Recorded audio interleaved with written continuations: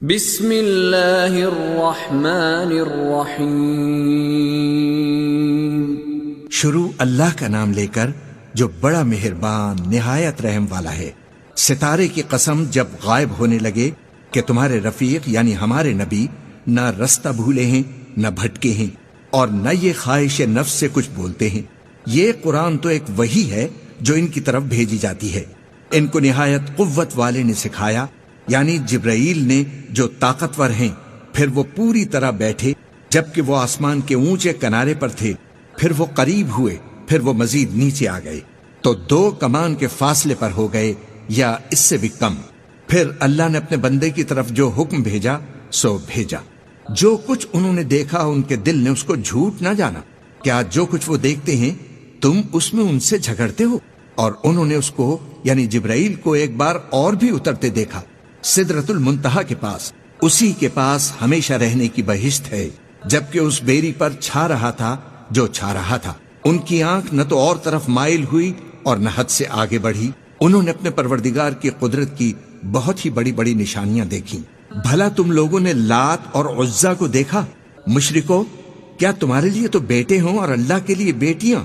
یہ تو بہت ہی بے انصافی کی تقسیم ہوئی۔ وہ تو صرف نام ہی نام ہیں جو تم نے اور تمہارے باپ دادا نے رکھ لیے ہیں۔ اللہ نے تو ان کی کوئی سند نازل نہیں کی۔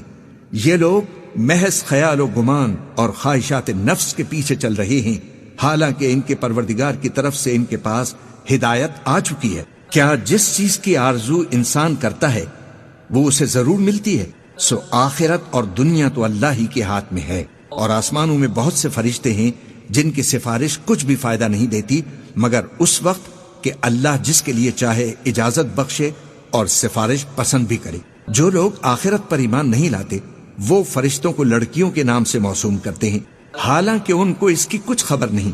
وہ صرف خیال و گمان پر چلتے ہیں، جبکہ خیال و گمان حق کے مقابلے میں کچھ کام نہیں آتا۔ تو جو ہماری یاد سے روگردانی کرے اور صرف دنیا ہی کی زندگی کا خواہاں ہو، اس سے تم بھی منہ پھیر لو۔ ان کے علم کی یہی انتہا ہے۔ تمہارا پروردگار اس کو بھی خوب جانتا ہے جو اس کے رستے سے بھٹک گیا، اور اس سے بھی خوب واقف ہے جو رستے پر چلا۔ اور جو کچھ آسمانوں میں ہے اور جو کچھ زمین میں ہے سب اللہ ہی کا ہے، اور اس نے خلقت کو اس لیے پیدا کیا ہے کہ جن لوگوں نے برے کام کیے ان کو ان کے اعمال کا بدلہ دے، اور جنہوں نے نیکیاں کی ان کو نیک بدلہ دے۔ جو صغیرہ گناہوں کے سوا بڑے بڑے گناہوں اور بے حیائی کی باتوں سے اجتناب کرتے ہیں، بے شک تمہارا پروردگار بڑی بخشش والا ہے۔ وہ تم کو خوب جانتا ہے جب اس نے تم کو مٹی سے پیدا کیا، اور جب تم اپنی ماؤں کے پیٹ میں بچے تھے تو اپنے آپ کو پاک صاف نہ جتاؤ۔ جو پرہیزگار ہے وہ اس سے خوب واقف ہے۔ بھلا تم نے اس شخص کو دیکھا جس نے منہ پھیر لیا اور تھوڑا سا دیا پھر ہاتھ روک لیا؟ کیا اس کے پاس غیب کا علم ہے کہ وہ اسے دیکھ رہا ہے؟ کیا جو باتیں موسیٰ کے صحیفوں میں ہیں ان کی اس کو خبر نہیں پہنچی؟ اور ابراہیم کے صحیفوں کی جنہوں نے حق اطاعت و رسالت پورا کیا؟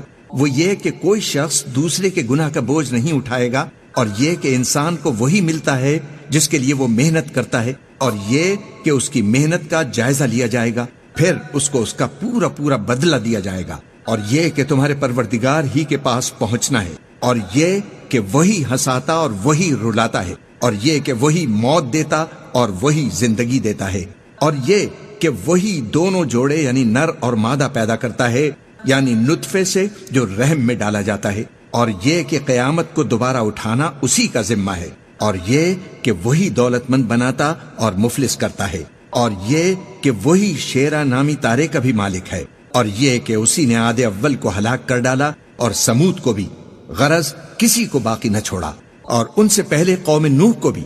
کچھ شک نہیں کہ وہ لوگ بڑے ہی ظالم اور بڑے ہی سرکش تھے، اور اسی نے الٹی ہوئی بستیوں کو دے پٹکا، پھر ان پر جو چیز چھا گئی سو چھا گئی۔ تو اپنے پروردگار کی کون کون سی نعمت پر جھگڑے گا؟ یہ پیغمبر بھی پہلے کے خبردار کرنے والوں میں سے ایک خبردار کرنے والے ہیں۔